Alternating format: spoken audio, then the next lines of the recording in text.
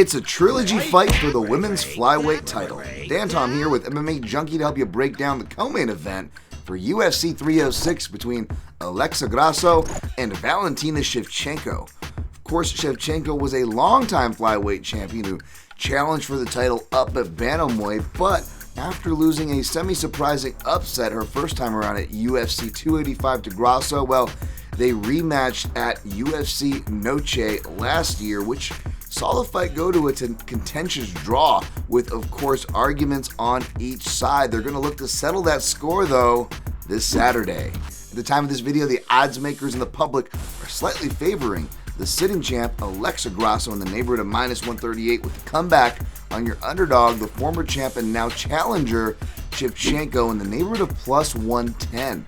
Now, seeing the odds this close is not only not a surprise, but it's actually comforting. Again, kind of like I said the second time around, they made the odds closer as well. We tend to see these kind of wild Ronda Rousey odds, and as these two ladies prove that MMA is a volatile sport, it's a volatile sport particularly for the ladies as well, in a different way than perhaps the heavyweight males, especially when these fights go to decision, as we saw the last time.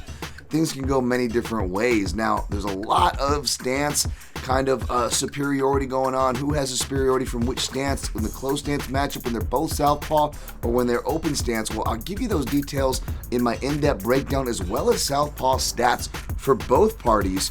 However, it ultimately comes down to, for me anyways, adjustments both in fight and in between fights. And in both those categories, I would argue Alexa Grasso has showed more despite not having as many rematches on paper as Shevchenko.